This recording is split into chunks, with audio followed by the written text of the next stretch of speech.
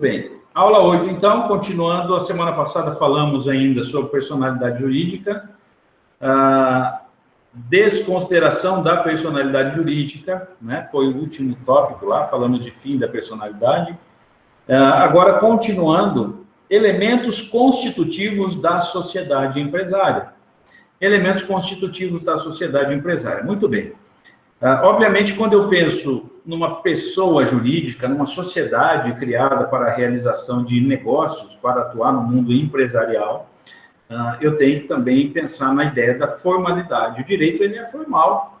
Por mais que nós tenhamos hoje medidas menos formais, cada vez mais, né, para dar celeridade aos procedimentos, nós ainda temos algumas formalidades que devem ser obedecidas, né, para que a gente tenha a constituição de uma sociedade empresária.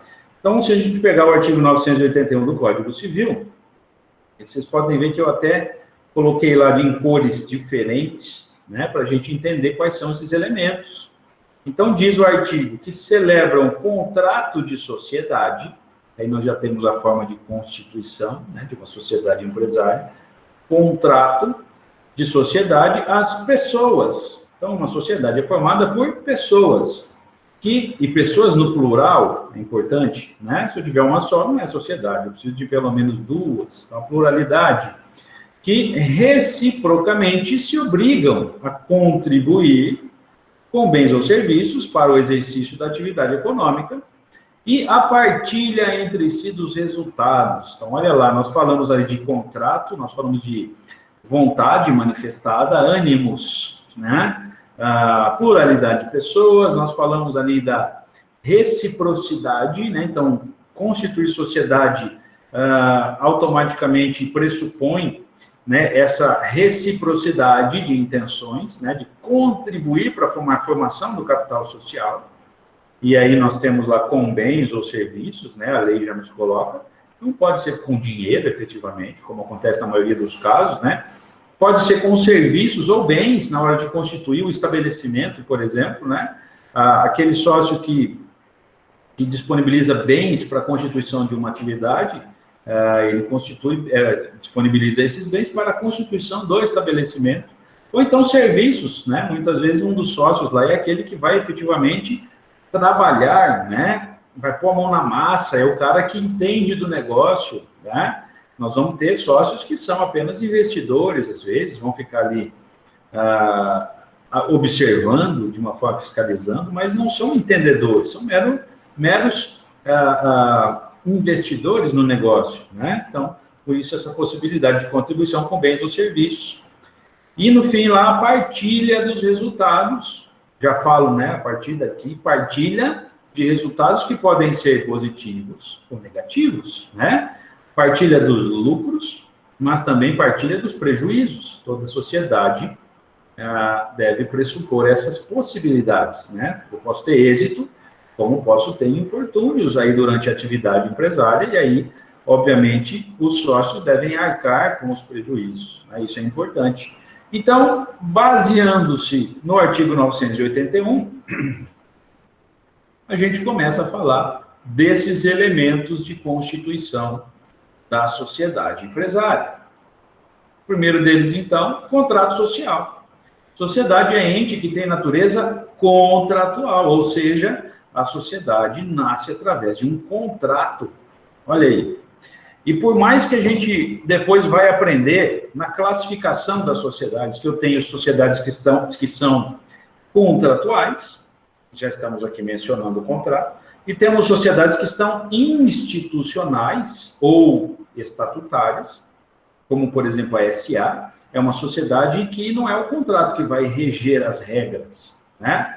A SA tem uma lei própria, né? Então, tem lei própria especificando a forma de atuação dentro desse tipo de sociedade. Então, não tem um contrato, eu tenho um estatuto social, tá? Que é uma exceção a essa regra, tá? Mas, de qualquer forma, eu tenho lá um documento que estabelece todas as normas de atuação daquela sociedade, tá? Contrato, acordo, ato, né, de duas ou mais partes para constituir, regular ou extinguir entre elas uma relação jurídica de direito patrimonial. Um conceitão aí de contrato.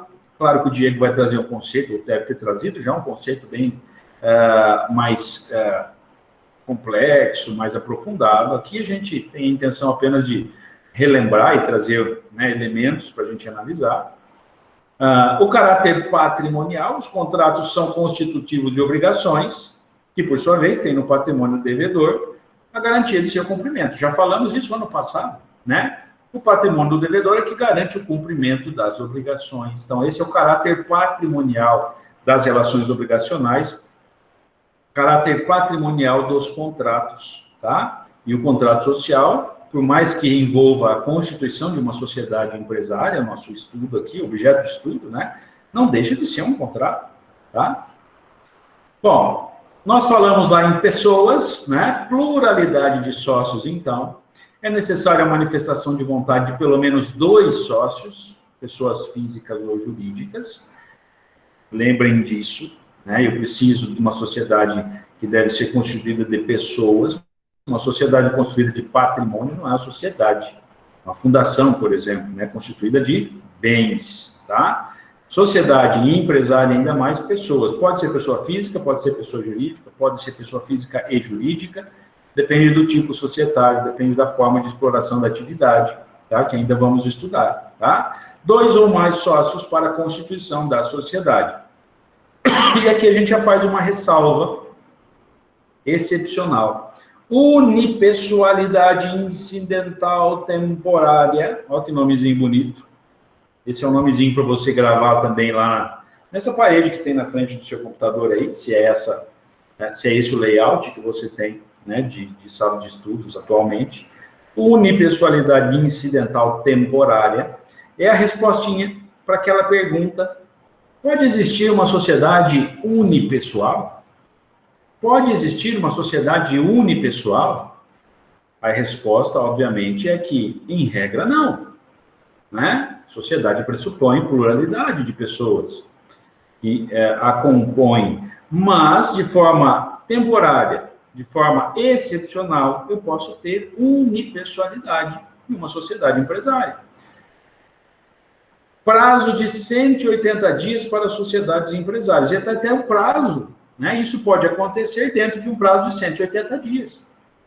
Exceção de 1 ano para sociedades anônimas. Então, existem regras particulares, mas um exemplo para você entender isso, imagine uma sociedade limitada, enfim, que tenha 2 sócios, Caio e Tício. Caio e Tício e Caio, 2 sócios. Se, por exemplo, Caio venha a falecer, ficando apenas Tício, ele tem um prazo de 180 dias para decidir o que será feito com a sua sociedade. E já adianto a vocês, isso é assunto a ser tratado ainda, mas não é porque um dos sócios falece que o herdeiro automaticamente assume o seu lugar, tá? Eu estou falando aqui de uma sociedade limitada, nós vamos aprender que é uma sociedade de pessoas, não é uma sociedade de capital. Então, não basta o dinheiro para entrar. Eu preciso da manifestação dos sócios, né, na concordância de que um terceiro passe a integrar o quadro social. Então, não é porque falece um sócio que o herdeiro automaticamente assume o lugar. Eu posso ter ali uma dissolução parcial da sociedade, ficando um sócio, certo? A lei garante que, eu estou falando que é uma sociedade limitada, no meu exemplo, então a lei dá um prazo de 180 dias para que esse sócio Caio, né, que é o sobrevivente, até esqueci quem eu matei aqui, mas Caio, vamos imaginar sobrevivente, ele tem lá 180 dias para decidir se ele vai converter a sua sociedade em atividade unipessoal, então vai ser um empresário individual, vai ser um EIRELI, por exemplo, né? Ou ele vai constituir nova sociedade, ou integrar a sociedade com outro sócio, não é constituir nova, mas integrar outro sócio no lugar daquele falecido, tá certo? Ele tem 180 dias para fazer isso. Durante os 180 dias, sociedade unipessoal. Então, ela existe de forma excepcional, mas existe, tá? Se for uma SA, por exemplo, existe um prazo de 1 ano, que é um prazo mais extenso. Só que na SA nós temos uma situação diferente. A SA é uma sociedade de capital, né? Torna-se acionista quem compra as ações, ou seja, quem investe no capital da empresa. Os demais acionistas não querem nem saber quem é que está entrando na sociedade, quem é que está saindo, desde que invista, certo? Então, ali é muito difícil pensar em unipessoalidade. Porque um sócio falecendo, o herdeiro automaticamente assume o lugar, né? Ou então a venda de ações, que é bem... ações são valores imobiliários, então é muito fácil de haver negociação. Então, a alteração societária é bem mais fácil, né? E mais ocorrente do que dentro de uma limitada, tá? Então, guardem, quando eu falo em pluralidade, elemento constitutivo. Mas, excepcionalmente, pode haver unipessoalidade no transcorrer da atividade de uma sociedade empresária. Não é para constituir a sociedade. Tá? Isso é importante dizer. Eu não começo uma sociedade sozinho e depois coloco um sócio. Eu tenho que começar sempre na pluralidade. Eu posso ter lá num período excepcional, situação excepcional, né, um sócio apenas. Então, guardem essa regrinha, porque ela vai ser importante, você vai ver. Bom? Outro elemento aqui, affectio societatis, tem a ver com a vontade. Affectio é a vontade de se associar, né? A vontade de associar-se e de constituir uma pessoa jurídica. Quando a gente fala em ânimo, em vontade, é aquela ideia de estar disposto a partilhar o seu interesse, né? Que é outro elemento, a partilha, enfim, mas eu estou usando o mesmo termo, mas de outra forma, aqui o interesse, né? Interesses comuns, né? A ideia de contrato, né?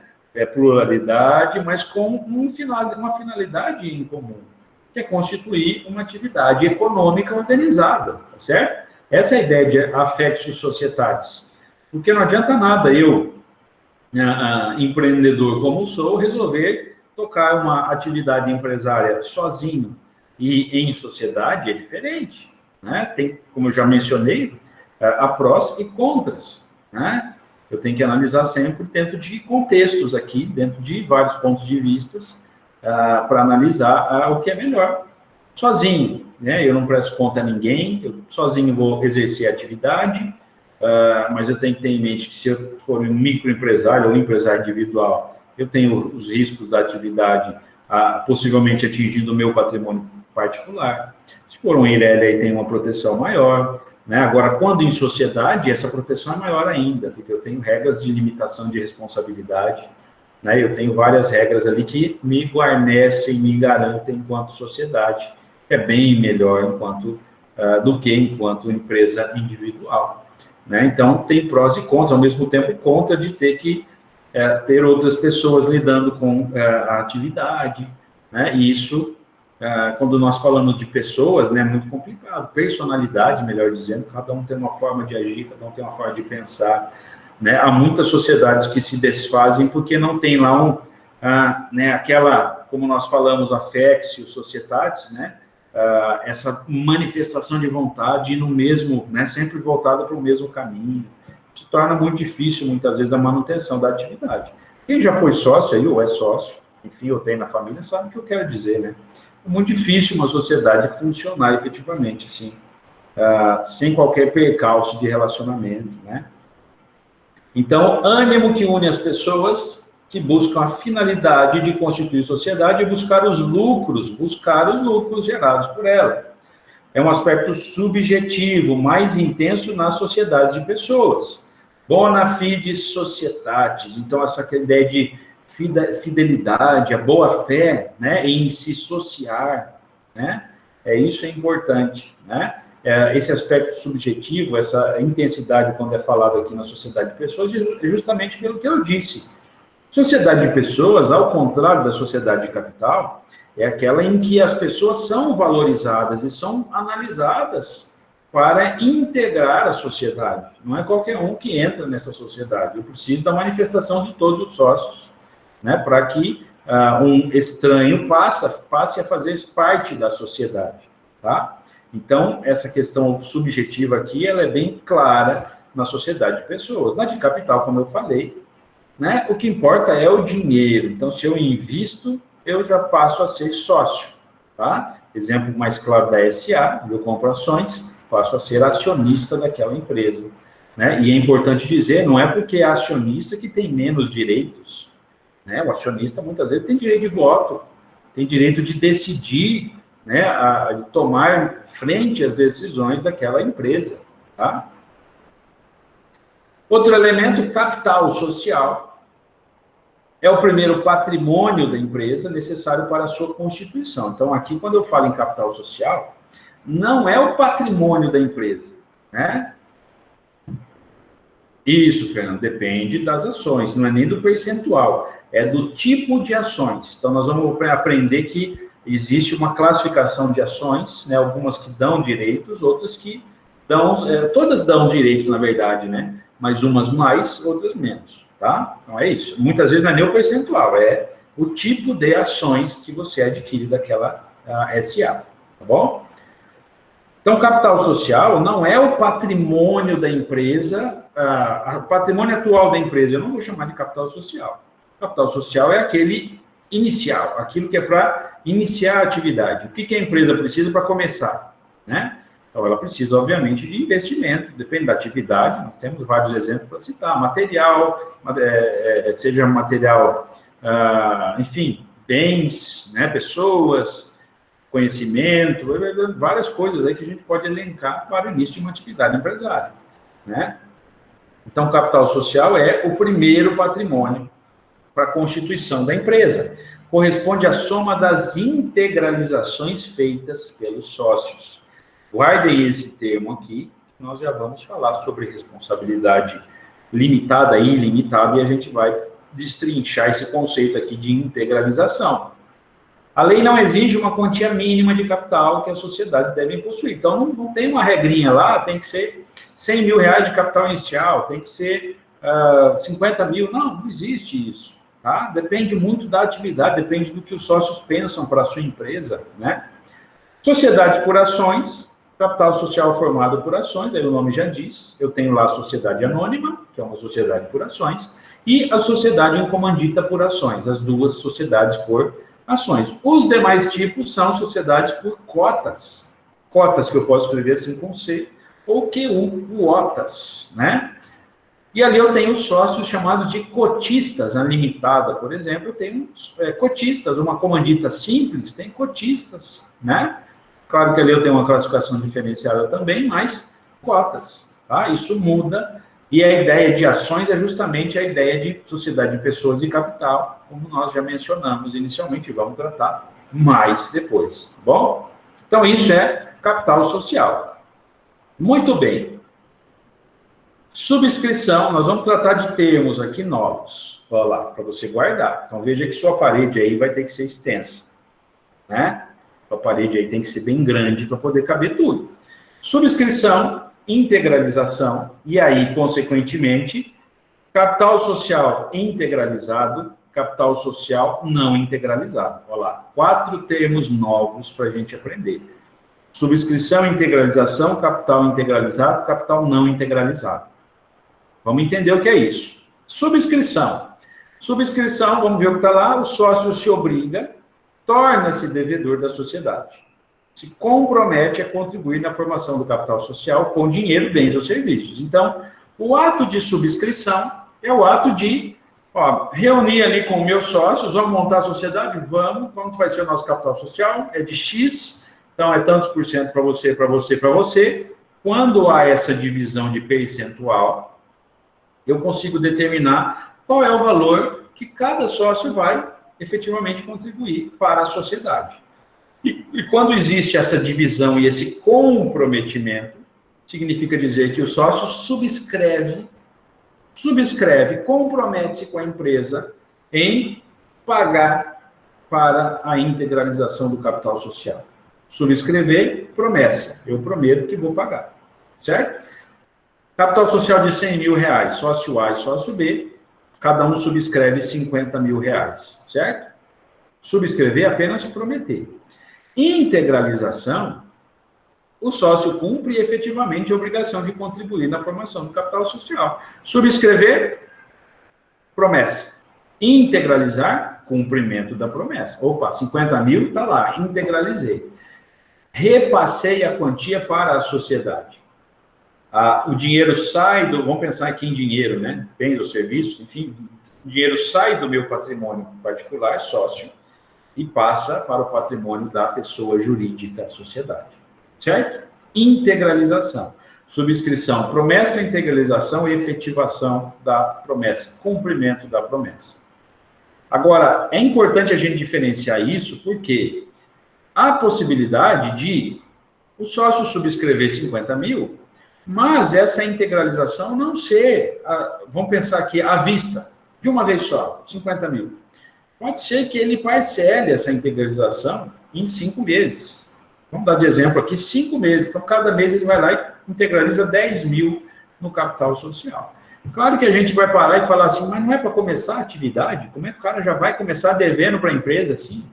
Devendo para a sociedade? Depende, gente. Depende dos sócios, né? Depende do poder aquisitivo de cada um, depende do que se planeja para a atividade empresária, mas pode ser que aconteça. Imagina lá que o sócio A subscreveu 50 mil e integralizou 50 mil. Sócio B subscreveu 50 mil e integralizou 10 mil nesse momento. E nos próximos 4 meses ele vai integralizar 10 meses cada mês, completando então os 50 mil. Certo? Isso pode acontecer. Guarda esse exemplo que é fácil de você entender essa ideia. E com isso a gente tem os 2 outros termos. Capital social integralizado, os sócios pagaram sua contribuição e o capital social está completo, totalmente integralizado. Então, quando eu tenho um capital social integralizado, significa que os sócios subscreveram e efetivamente pagaram. Contribuíram para a formação do capital social totalmente. Ninguém deve para a sociedade. Nenhum sócio deve para a sociedade empresária. Agora, quando o capital social é não integralizado, significa que os sócios pagaram apenas parte da sua contribuição. Olha lá, significa dizer que o capital social está incompleto. É o exemplo que eu dei. Sócio A subscreveu 50 mil e integralizou 50 mil. Sócio B subscreveu 50 mil e integralizou 10 mil. Nesse momento, eu tenho capital social subscrito não integralizado. Porque de 100 mil, eu tenho hoje 60 mil integralizados. E os outros 40 mil serão integralizados aí com o decorrer dos próximos 4 meses. Né? E aí sim, ao final, se o sócio B integralizar efetivamente, aí sim teremos um capital social integralizado. Tá? É simples, não é difícil, é só guardar os termos. E por que eu tenho que saber isso aqui? Porque é isso que vai dar a limitação da responsabilidade dos sócios. Né? A gente vai classificar daqui a pouquinho. Eu preciso guardar esse conceito aqui, tá? Já vamos tratar disso. Com a integralização, todo capital social, todo capital subscrito, com a integralização de todo o capital subscrito, o sócio adquire direito de participação efetiva na sociedade. Direito de voto, de receber parcela dos lucros que lhe cabem na proporção de suas cotas, etc. Então, obviamente, que quando eu tenho o capital social integralizado, 100%, obviamente que todos os sócios estão quitados com a sociedade e têm o seu direito plenamente garantido da forma que eles estabeleceram no contrato social. Agora, se porventura algum deles não integralizar, obviamente que essa limitação de direitos, né, deve ser aplicada a esse que subscreveu e ainda não integralizou. Tá? Professor, Oi. em caso de um capital social não integralizado, né, digamos que por algum débito, alguma coisa, pode ser possível a desconsideração da personalidade jurídica para afetar essa parte que não está integralizada na empresa ainda, ou como é que funciona? Isso nós vamos analisar melhor, Diogo, quando a gente vê os tipos societários ali, tá? Essa classificação de limitação de responsabilidade. Mas pode acontecer desconsideração, esteja o capital integralizado ou esteja não integralizado. Isso não interfere no Instituto da Desconsideração da Personalidade Jurídica, tá? Nós só vamos... Eu digo o seguinte, digamos, a Receita Federal, por exemplo, teria acesso a essa informação que, digamos, 40 mil não está integralizado na empresa, por exemplo? Sim, ela tem acesso, porque, obviamente, ela vai puxar os registros da empresa, né, em determinado momento, uma execução, por exemplo, cobrança, e vai ter essa informação. Tá? Beleza. Muito bem. Outro elemento, partilha dos resultados. Os sócios devem se comprometer a solidariamente sofrer os prejuízos que possam ocorrer, porventura, E os sócios devem se comprometer a partilhar, dividir os lucros que, porventura, possam advir da atividade. Então, quando eu penso em partilha, eu tenho que pensar do que é bom ou do que é ruim, se, porventura, ocorrer, né? Porque esse é o grande problema, muitas vezes, né? A sociedade começa só olhando o lucro, né? Só olhando o positivo que vai acontecer. Só que não pensa assim, ó, se acontecer, né? Tem empresa que capenga lá no começo, é coisa difícil, o sócio começa já a desistir, porque não vê lucro, né? Agora, depende do tipo de atividade, realmente, inicialmente não vai ver lucro, vai demorar um pouquinho, vai ter um tempo para que a empresa se concretize, efetivamente lucre, né? Mas ele tem que ter em mente essa ideia de partilha do que é positivo e do que é negativo também, tá certo? É claro que quando a gente fala disso, partilha de resultado, não é assim, o prejuízo, os sócios vão ter que arcar com o seu patrimônio, não é isso que eu estou falando, né? Eu estou pensando na pessoa jurídica, que é uma pessoa, como nós já falamos, tem dotado de personalidade, patrimônio próprio, etc, etc, e obviamente, né, se ela tiver prejuízos, o patrimônio vai ser utilizado para saldar esse prejuízo, né? Isso pelo menos em um primeiro momento. Sem problema, Gabriel. Tranquilo.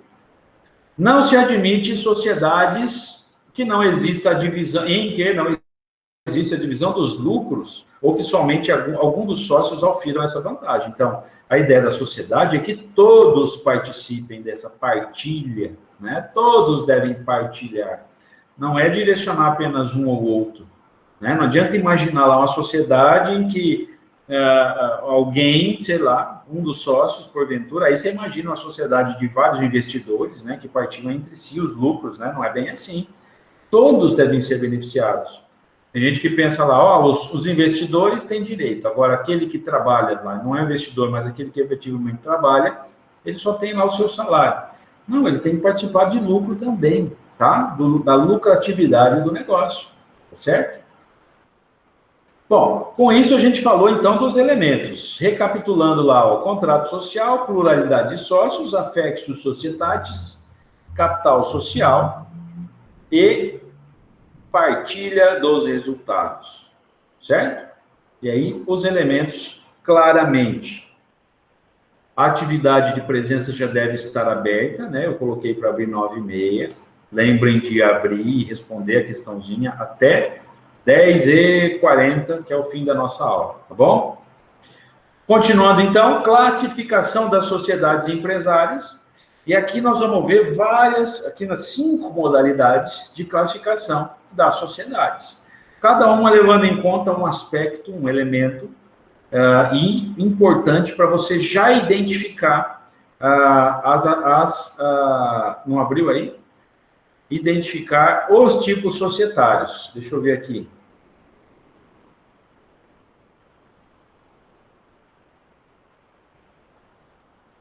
Para mim já abriu aqui, hein? Atividade 4 lá, para a aula de hoje, tá? Confirme aí se abriu. Abriu? Olha lá, legal. Então, se não abriu, já vai abrir, o Maurício. Classificação das sociedades empresárias, quanto à responsabilidade dos sócios, quanto ao regime de constituição e dissolução da sociedade. Claro, vamos já meio que dar uma pitadinha, né? Responsabilidade dos sócios é aquilo que a gente já falou. Limitada a responsabilidade, ilimitada a responsabilidade, ou então sociedades onde eu tenho um misto, né? Alguns sócios com responsabilidade limitada, outros sócios com responsabilidade ilimitada, tá? Regime de constituição e dissolução da sociedade é aquilo que eu já também mencionei, se é contratual, se é institucional ou estatutária, né? A forma de constituição. Quanto às condições de alienação da participação societária, se essa minha sociedade ela é de pessoas ou é de capital, né? Alienação da participação societária significa aceitar novos sócios ou sócios em substituição de outros, né? Sociedade de pessoas é mais difícil, depende da anuência do sócio. Sociedade de capital depende do investimento. Se você investiu, você passa a ser sócio. Quanto à personificação da sociedade, nós temos sociedades dotadas de personalidade, que são pessoas jurídicas, E temos sociedades que não vão ter personalidade. Inclusive, a gente vai classificar aqui, mas não serão nem empresárias, né? Por mais que exerça atividade econômica, mas não vai ser nem sociedade empresária, tá? E quanto à atividade, eu posso ter uma sociedade que seja efetivamente empresária, como é o nosso objeto de estudo, ou sociedades que não são empresárias. Exemplo da sociedade simples, né? As não empresárias, mas que exercem uma atividade econômica, antigamente chamada de sociedades civis, né? No antigo código, que até hoje muitos autores utilizam esse termo, tá? Então, a ideia de classificar, gente, eu gosto de deixar isso sempre claro, né? Porque tem gente que às vezes não entende por que fazer classificação. É para facilitar o teu estudo, tá? É uma classificação meramente didática, tá? Isso é para te ajudar, bom? Então, vamos ver essas classificações aqui. E antes de mais nada aqui, eu elenco para vocês os tipos societários, né, que a gente vai analisar durante esse bimestre. Então, sociedade em nome coletivo, ali eu já tenho a abreviação, até falamos sobre isso nos nomes empresariais, né? Sociedade em comandita simples, sociedade em comandita por ações, sociedade em conta de participação, sociedade limitada e a sociedade anônima. As duas aqui, nessa ordem, na verdade, que a gente vai estudar, né? E deixando aqui as mais importantes, de maior ocorrência no Brasil, né, para o final. Bom? Aliás, o direito empresarial é muita crítica se recebe, porque tem gente que fala assim, sociedade em nome coletivo, eu nunca vi uma sociedade dessa, por que eu tenho que saber que está previsto em lei, né? Se alguém efetivamente utilizar, como já utiliza o tipo societário, bem pouco, mas utiliza, eu tenho que saber. Conta de participação, também. As comanditas, né, são mais comuns do que essas outras, né, mas também, tá? Tá na lei, eu tenho que estar preparado, tenho que saber, certo? Pois bem, primeira classificação, então, quanto à responsabilidade dos sócios, e alerto a vocês que esse é um dos tópicos essenciais quando a gente trata do direito societário, porque é aqui que eu vou estudar a limitação de responsabilidade, tá? É aqui que eu vou entender como é que funcionam essas regras de limitação de responsabilidade. Antes de mais nada, só para lembrar, nós temos lá em vigor o princípio da autonomia, os sócios, em regra, não respondem pelas obrigações da empresa, né? É isso que rege a regra de limitação de responsabilidade, né? Os sócios não respondem pelas obrigações da sociedade, até porque são pessoas distintas, como já vimos. Responsabilidade subsidiária, se porventura, né, os sócios excepcionalmente responderem, né, pelas obrigações sociais, eles têm o direito de exigir prévio exaurimento do patrimônio social. Existe aqui o chamado benefício de ordem, né? Primeiro, o credor tem que atingir o patrimônio social. Se este não for suficiente, aí sim, excepcionalmente, ele pode buscar no patrimônio particular dos sócios, né, a satisfação do seu crédito, tá? Artigo 1024 do Código Civil, olha lá, os bens particulares dos sócios não podem ser executados por dívidas da sociedade, senão depois de executados os bens sociais. Então, a previsão legal ainda estabelece, aliás, é importante que previamente memorizemos, né, a excepcionalidade dessa previsão aqui. Então, bens particulares dos sócios só em situação excepcional, tá? Não é para toda a sociedade, não é toda a categoria de sócio em que isso aqui vai acontecer, mesmo no benefício de ordem, tá? Quando eu tenho limitação de responsabilidade, também estou me adiantando já, quando eu tenho limitação de responsabilidade, pode ser que o credor, se não satisfizer o crédito no patrimônio empresarial, não tenha mais direito a nada. Pode ainda continuar credor, só que não tem como satisfazer o seu crédito, porque o limite dele é o patrimônio da empresa, tá? Guardem isso. O credor pode ter 0 de crédito se já foi exaurido o patrimônio da empresa, não podendo ele buscar no patrimônio do sócio, tá bom? Guardem essa regra. Óbvio que tem exceções, óbvio que tem os mas, né? Ah, mas e se? Tem, claro, mas a regrinha nossa é essa. Muito bem. Regras de limitação. da responsabilidade dos sócios, então nós já falamos aqui desses termos. Subscrição, o sócio se obriga, se compromete, já falamos. Capital social integralizado, os sócios pagaram sua contribuição totalmente, completando o capital social. Não integralizado, capital social não integralizado, os sócios pagaram apenas parte de sua contribuição. E o capital social está incompleto, tá? Isso nós falamos agora há pouco. Isso aqui você tem que gravar, decorar. Decorar é complicado, tem que entender, né? Tem que entender, na verdade, mas a ideia é gravar, fixar na mente, tá? Agora vamos ver como é que funciona para cada tipo societário. E eu vou dando exemplos já dos tipos societários que fica mais fácil de visualizar. Sociedade limitada. Na sociedade limitada, os sócios respondem solidariamente até o total do capital social subscrito não integralizado. Qual que é o limite? A pergunta seria, olha lá, qual é o limite da responsabilidade dos sócios de uma sociedade limitada? O limite é até o total do capital social subscrito e não integralizado. É aquele capital que os sócios prometeram, mas ainda não foi integralizado. Lembra do meu exemplo? Sócio A e B, 50 mil, 50 mil. O A integralizou 50 mil, subscreveu e integralizou. E o B subscreveu 50 e integralizou 10. Se essa empresa tiver dívida para pagar, agora ela tem 60 mil integralizado e 40 mil de capital social subscrito não integralizado. Então, esse é o limite da responsabilidade.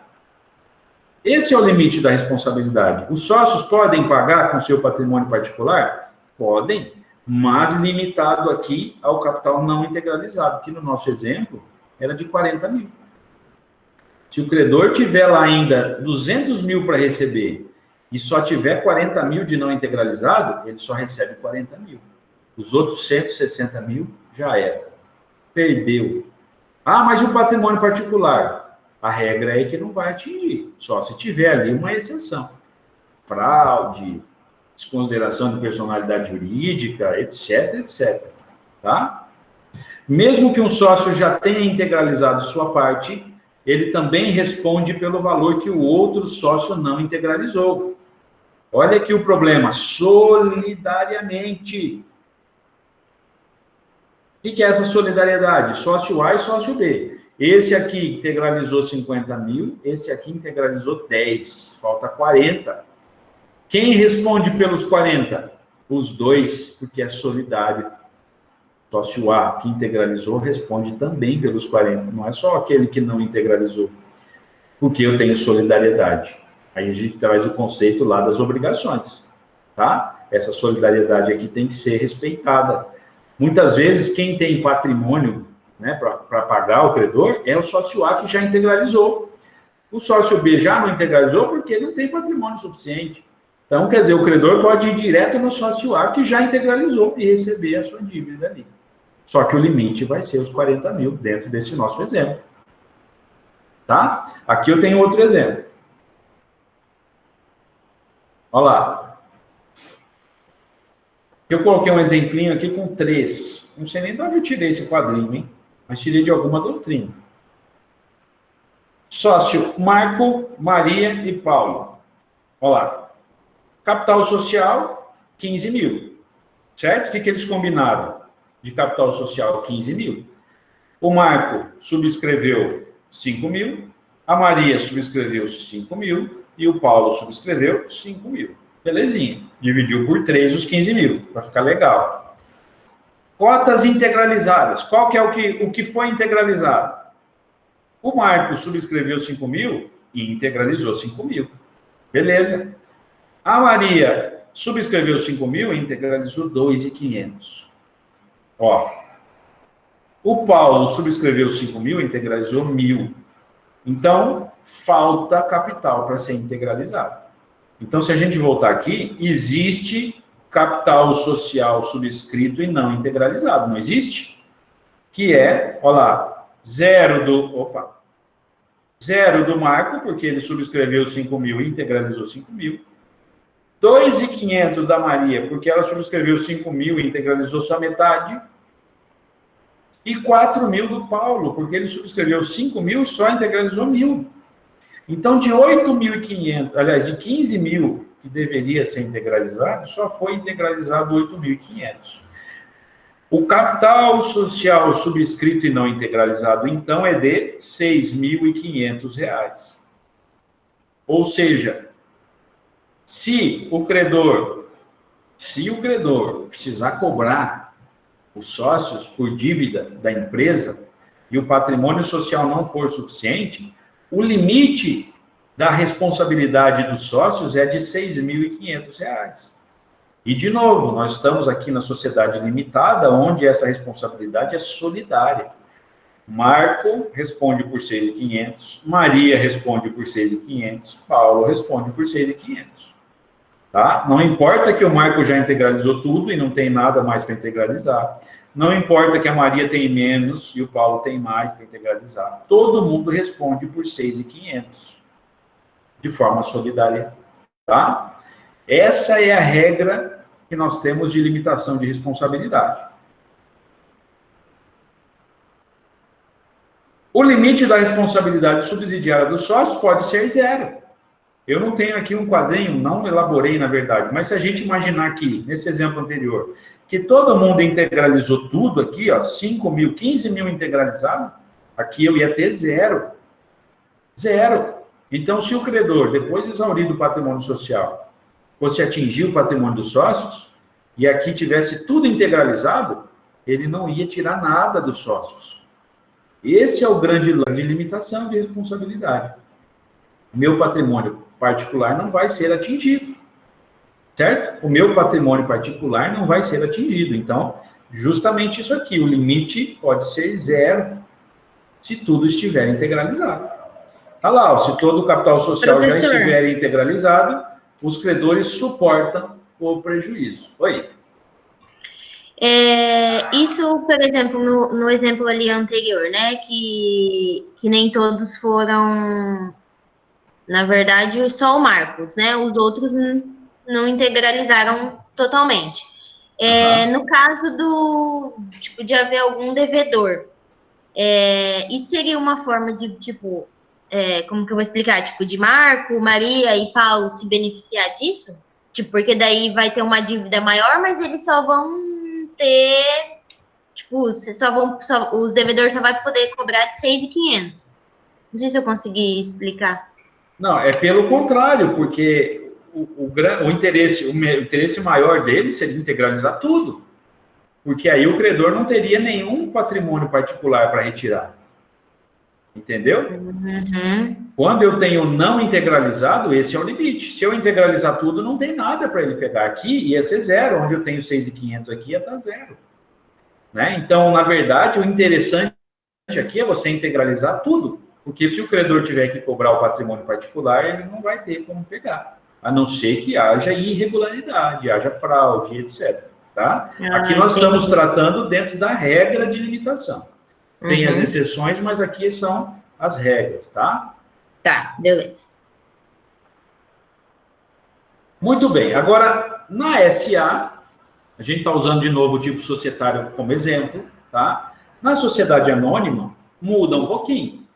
Eu não preciso dizer para vocês que eu estou falando de sociedades que têm regra de limitação, né? A limitada, que é o próprio nome já diz, se ela é limitada, obviamente que aplica a regra de limitação.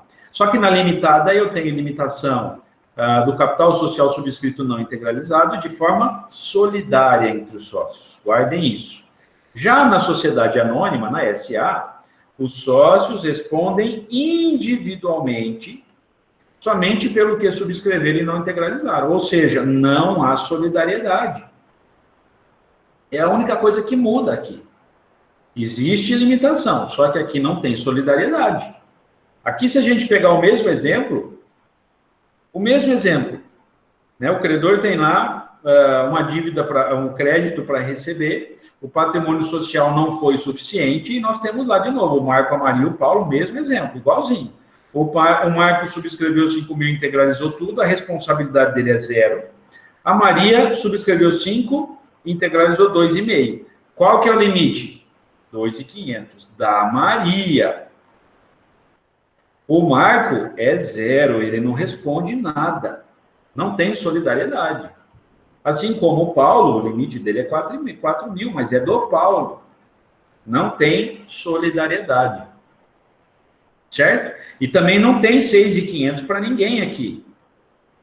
Esqueçam, porque aqui não é solidário.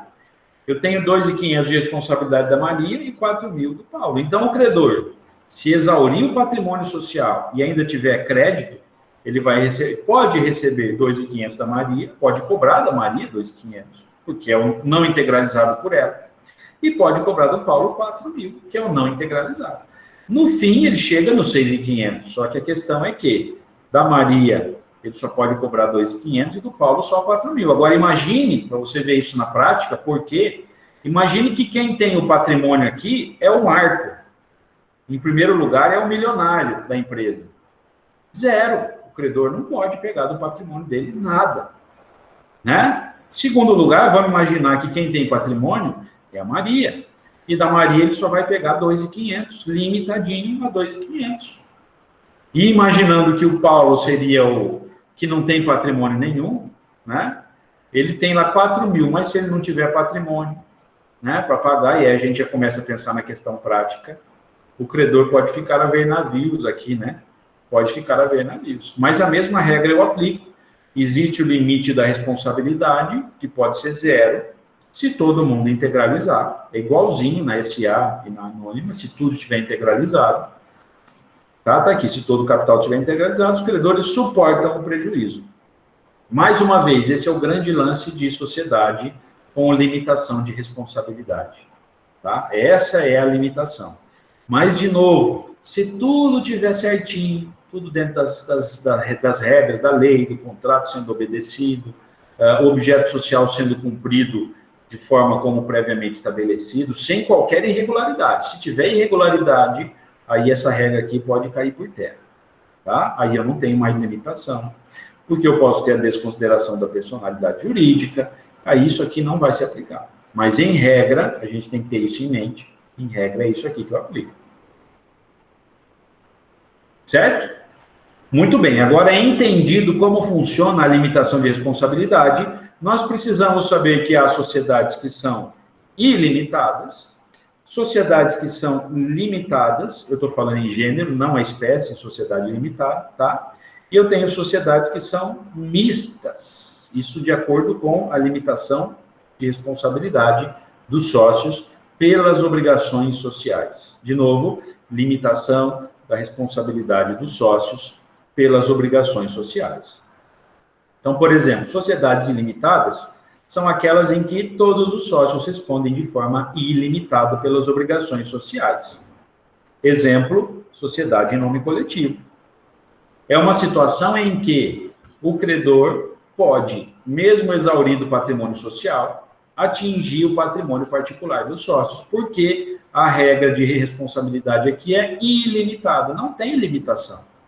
Então, o crédito é de 200 mil reais, ele conseguiu do patrimônio da empresa receber 100 mil reais, e os outros 100 mil reais ele pode buscar no patrimônio particular dos sócios.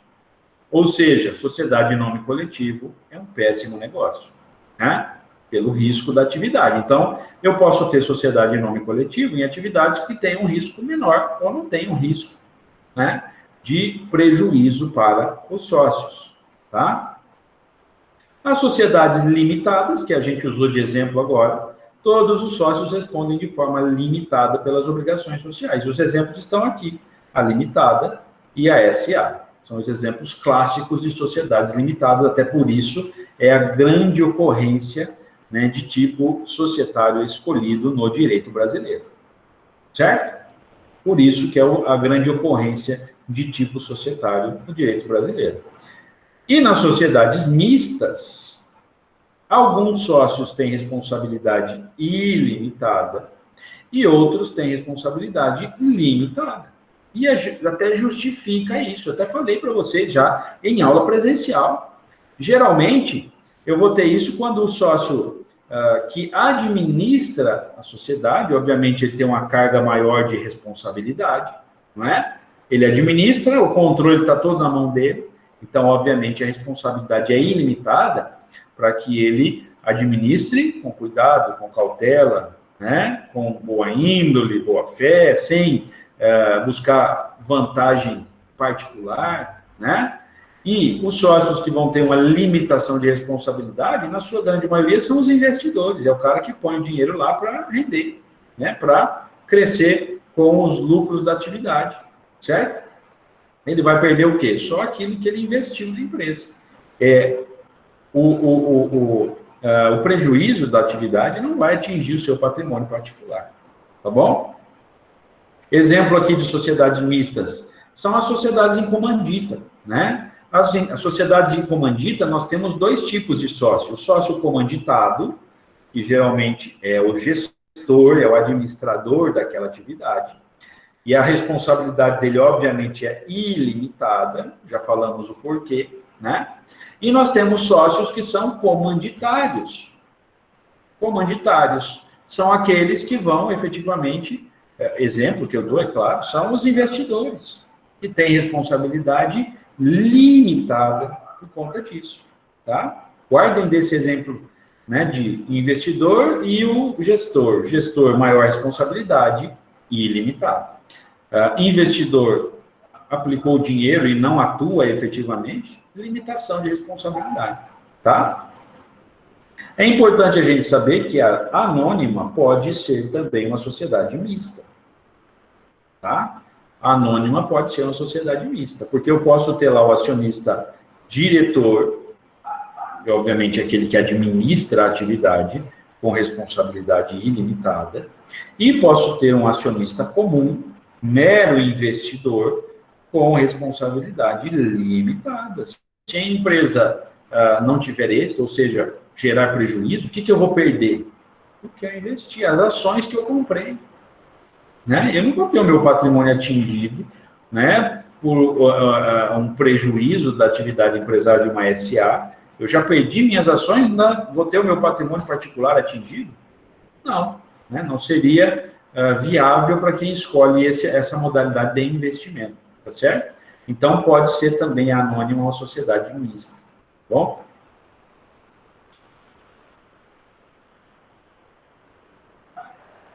Outra classificação, quanto ao regime de constituição e dissolução da sociedade, nós temos sociedades, também já falei, né, contratuais, e temos sociedades que são institucionais ou estatutárias, né? A terminologia aqui depende do autor que você estudar, vai estar de uma forma ou de outra. Eu prefiro esse termo aqui, estatutária, porque eu tenho sempre um estatuto social. E assim como eu tenho um contrato social, né, contratual, estatuto social, estatutário, tá? Sociedades contratuais, o ato constitutivo é o contrato social, os sócios integram um contrato plurilateral em que todos têm relação com a pessoa jurídica que integram entre si. Olha aqui, ó, isso é importante. Os sócios têm relação com a pessoa jurídica e os sócios têm relação entre si. Existe um vínculo que os une. É mais ou menos assim. Numa sociedade contratual, eu sei quem são os sócios. Obviamente, porque todos nós assinamos um documento, um contrato. Então, tem lá determinado quem são. É fácil você identificar. E, geralmente, essas sociedades têm um número reduzido de sócios, né? É o exemplo da sociedade limitada. É uma sociedade contratual, tá? A participação social se dá por cotas, olha lá, ou cota social, cota com C ou cota com QU, como eu já mencionei, né? Cota social, que torna os sócios, então, cotistas, ou cotistas, depende da forma que você utilizar a escrita, tanto faz uma ou outra, né? Sociedade em nome coletivo, sociedade em comandita simples, sociedade limitada, todas são sociedades contratuais, tá? E a forma de dissolução, formação e dissolução são tratadas pelo Código Civil.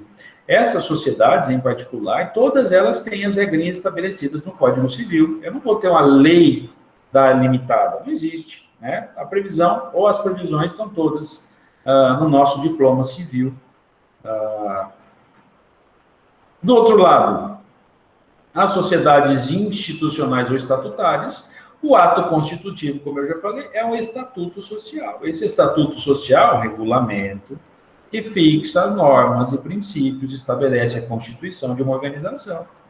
O exemplo claro aqui é da SA, nós vamos ver mais para frente, que ela tem lei própria, né? Então, esse estatuto é a lei federal que estabelece a forma de constituição, a forma de organização e de solução de uma sociedade anônima, tá? A relação entre sócios e a sociedade existe, normalmente, óbvio, mas não tem relação entre os sócios.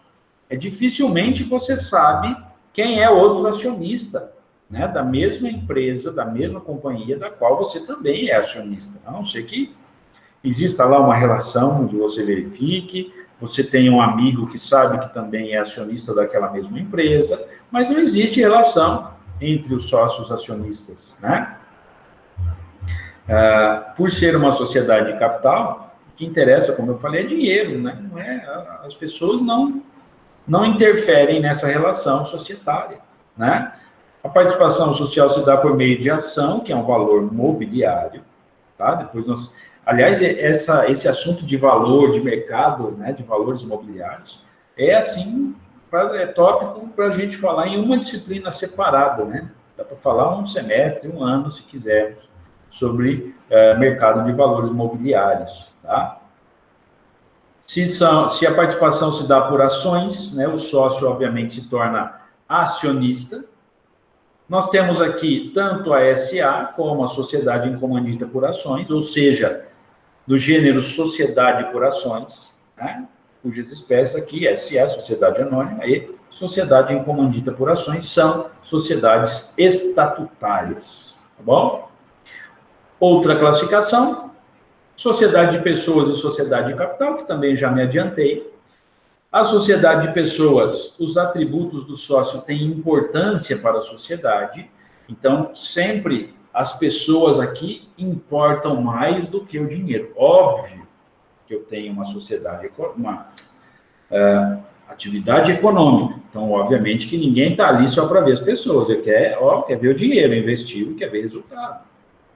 Mas interessa quem são as pessoas dos sócios, né, que integram esses tipos societários. Os sócios têm direito de vetar o ingresso de estranhos ao quadro associativo. Não é simplesmente ter o capital, ter o dinheiro que passa a ser sócio.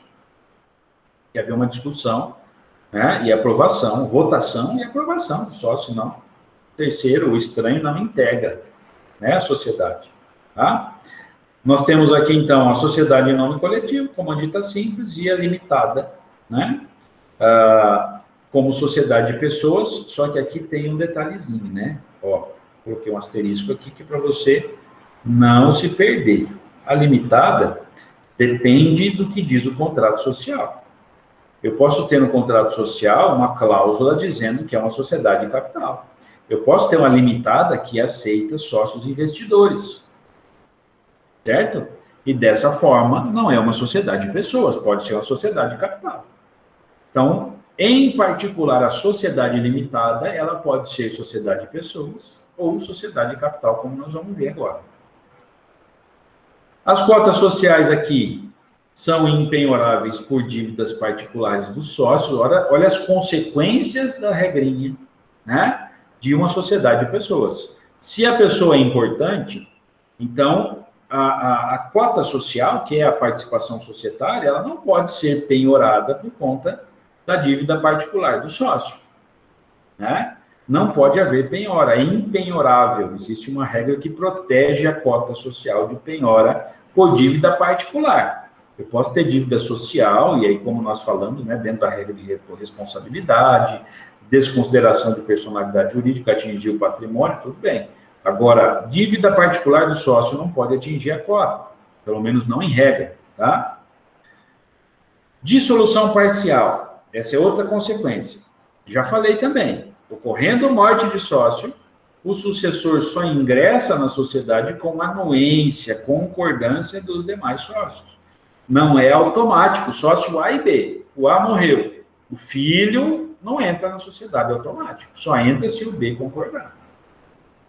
Inclusive, o B pode ficar sozinho, nós vimos lá 180 dias, até que ele constitua outra sociedade ou altere, né, para sociedade unipessoal, enfim, a empresário individual, a EIRELI, né? Uma sociedade unipessoal ele vai ser quando o sócio a falecer, mas ele pode optar em tornar-se EIRELI ou microempresário individual, enfim. Tá? Então, para que o sucessor... E outra, o sucessor não é o sócio, não é porque ele é filho do sócio, por exemplo, que automaticamente ele vai ter a mesma boa índole, a mesma capacidade. Então, por isso que na sociedade de pessoas isso deve ser observado, tá? Na sociedade de capital, ao contrário, nós temos o princípio da livre circulabilidade da participação societária. Olha quantos princípios nós temos no direito empresarial, né? Princípio da livre circulabilidade da participação societária. Eu gosto de usar o termo porque a gente já entende o que quer dizer quando lê. Livre circulabilidade da participação societária significa que os sócios podem entrar e sair, né? Quem quiser, quando quiser, né? O quando quiser nem termos, mas quem quiser pode fazer parte da sociedade, porque aqui importa o capital, o dinheiro, tutu, a bufunfa, purim de rato, né? Certo? Formada pela reunião de bens e valores, não importa a característica subjetiva dos acionistas, ó, não importa subjetividade, somente se considera a contribuição financeira para o ingresso, então só vale o dinheiro. Comprei as ações, passo a ser acionista, ponto. Só vai estar meu nome lá para registrar, obviamente, né, a propriedade do título, tá? Capital social formado por ações, valores imobiliários, então, obviamente, os sócios são acionistas, né? Veja que o nome do sócio, ele é dado por conta do tipo da participação societária. Ações, acionistas, cotas, cotistas. Ações, acionistas, cota, cotistas, tá? Cada sócio está vinculado à sociedade pelo número de ações de que é titular. E, se ela é de capital, não há vínculo entre os sócios. Então, como eu disse, é natural que a maioria dos acionistas desconheçam quem são entre si, né? A não ser, como eu falei, tem um amigo que também é acionista da Vale do Rio Doce. Aí eu sei que somos acionistas comuns, certo? Aí dá para saber, dá para chegar a essa informação. Ao contrário, né, das cotas, as ações, sim, são penhoráveis pelas dívidas particulares do acionista, tá? Não há dissolução parcial. Dissolução parcial, só para a gente entender o termo, depois a gente vai falar em extinção, né, das sociedades, nós vamos ver que eu posso ter dissolução total ou dissolução parcial. Dissolução total é quando, melhor dizendo, a sociedade deixa de existir totalmente, né?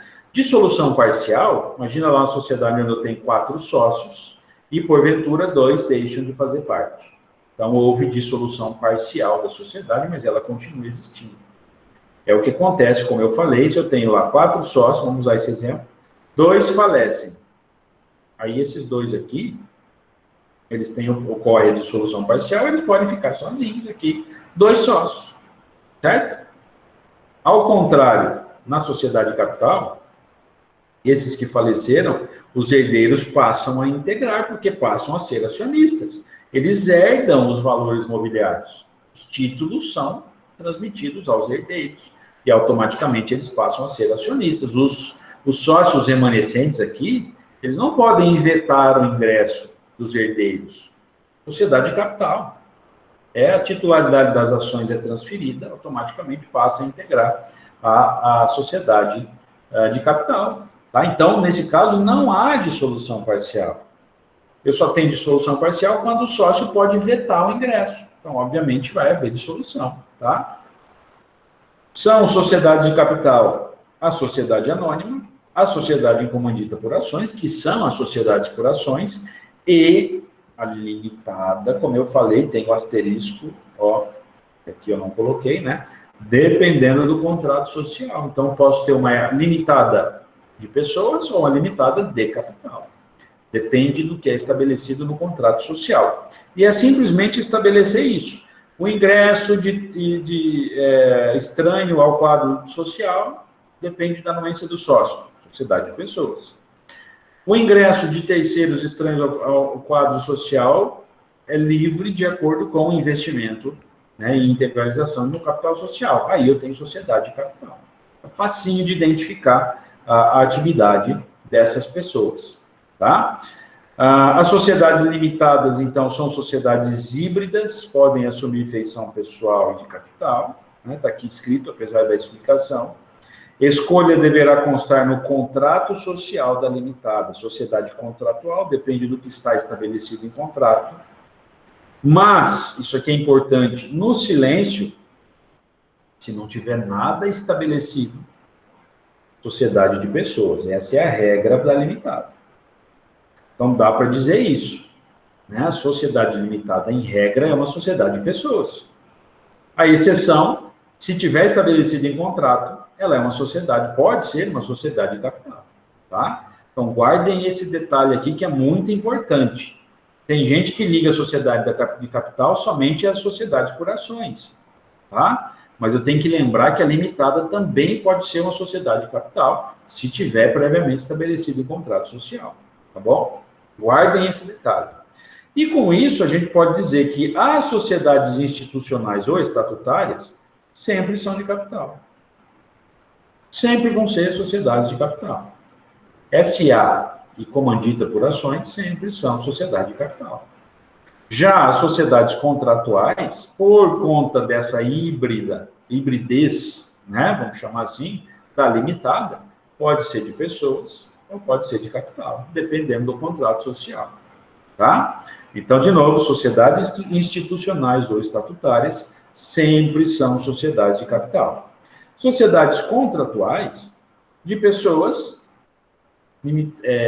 comandita simples, nome coletivo, né? Ilimitada, ou de capital limitada, se excepcionalmente estabelecido em contrato social. Então, veja que tem detalhes, né? Eu até repeti aqui a mesma coisa. Estou ficando lelezinho, mas tudo bem.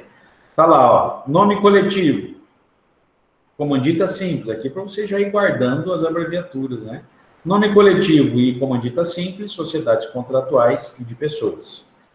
Sociedade anônima e sociedade comandita por ações, estatutárias e de capital. Limitada, em regra de pessoas, mas os sócios podem optar por capital. Certo?